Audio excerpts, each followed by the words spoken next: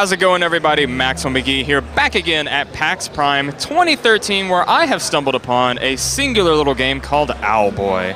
And to help me learn a little more about it, I'm joined by one of the game's creators. Please introduce yourself. Hello, I am Simon S. Anderson. I am the artist of the team, and the guy playing right now is Joe Remy Watson, my programmer. All right, Simon, thank you for taking the time to chat with us. Give us the basic overview of Owlboy. What kind of game are we seeing? All right, so the basic premise of Owlboy is, imagine Zelda from side perspective, but you can fly. So essentially you have dungeons to explore, you have towns you can go through, and you have vast open areas that you can explore with your fantastic wing powers. So in this stage we're seeing here, is this sort of like the beginning of the game? Yes, this is our sort of tutorial area, first dungeon kind of a thing. So basically, you have the main character is sort of halfway an ostracized person because he is a mute. He does, unlike a lot of games where you just shut off the protagonist from talking, this guy actually can't talk. So he has a bit of social issues, he has a bit of social anxieties, and at the moment, only one of his friends is guarding the town, Getty, which is, he's on military duty. And someone starts robbing the town for some reason. And they just decide, well, since he's the only guard, and the only guard is a complete sissy, he asks his only friend to help him chase him down. So that's where you end up right here. So this is the sort of basic instructions on how to do combat. So it's like a lot of our combat has to do with picking up our buddy here and letting him just unload on people. Yeah, so our system is sort of designed to where we wanted a game where you didn't just have all your powers bundled in one character, because that's kind of boring. Most games do that. So the idea is based around the premise that your character is really weak on its own. He can reflect away enemies, but he can also deflect shields, but he can't actually damage enemies by himself. So instead of just, give him a gun or a bow and arrow or whatever's popular right now, you give him another character that you kind of move around to help you out. So are you always sort of working as a team or working with a pair of characters? Yes. So in the beginning, you only have Getty. He has a long-range laser gun weapon. So he can take out your basic enemies. He can kind of snipe them off in the distance. But as you progress along, you unlock more gunners.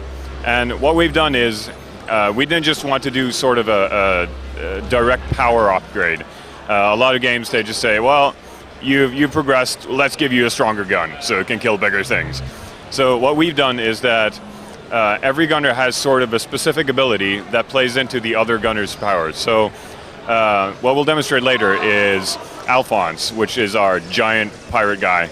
He wields a huge shotgun that can light things on fire, but at a very short range.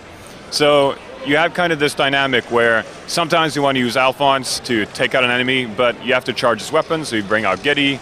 He has, but the enemy has a shield, so you take it out with Otis. So you have this constant switch thing going. So I've noticed Owlboy, he got hit. He kind of took a boulder to the face there, took a little bit of damage. Can your partners, are they like susceptible to getting hurt at all? Do you have to like babysit them a lot as you're bringing them along in the mission? Not really. It's to an extent you have to make sure that they don't take too much damage. At first, the dungeon we're playing right now, you basically have to go back and pick up your gunner if you're going to move on. But what you gain from this dungeon is your teleport ability, which allows you to teleport your gunner directly to you. After that, you have a lot of gunners you need to manage, but you don't really think about them too much. If they take one hit, then they have a little bit of a cooldown to kind of give you a little punishment for not, paying attention at all, but we don't want to punish the players too much for that. All right, so what we got here is our third dungeon. Technically, our dev team calls it the second dungeon because it was for a while, but now it's the third dungeon, so we call it that. It's the floating continent. So what this is you've discovered a complex set of caves where it's one of the few areas where you're really shielded from all light. So you discover this hidden jungle area, and the whole dungeon mostly centers around this theme of light. So what you can see right here is Otis has found glow fruit, which attracts fireflies. Now you can use your aim to kind of Sort of direct the fireflies where you want them to go. yes, but you're not forced to do that.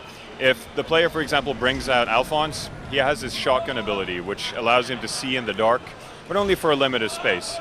So, sort of what we've been trying to do is that, yes, you have a sort of a linear path that you need to go, but at the same time, unlike a lot of games that are more about exploration, the recent Castlevania games and all that, it's very lenient on what you do.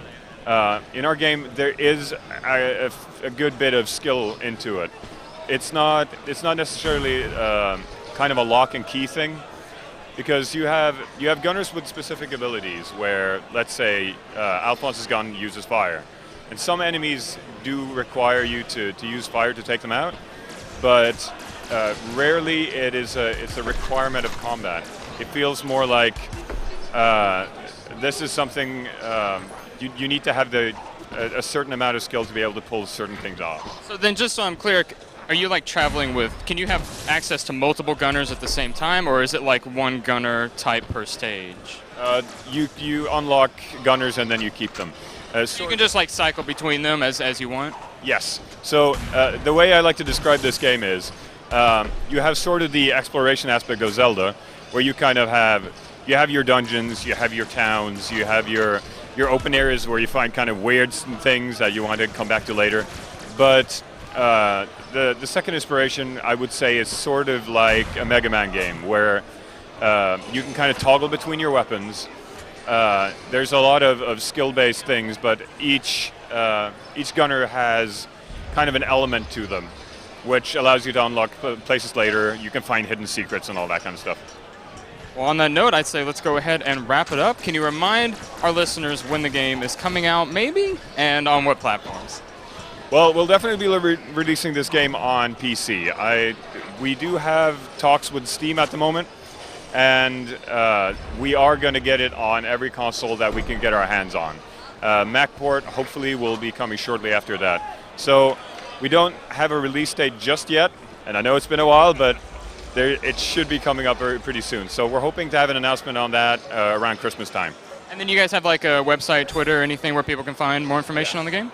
Yeah, you can go to D-Pad Studio on Facebook, or you can go to owlboygame.com to read more about the game. If you just search D-Pad Studio, you'll find all our Twitter and all our wonderful things.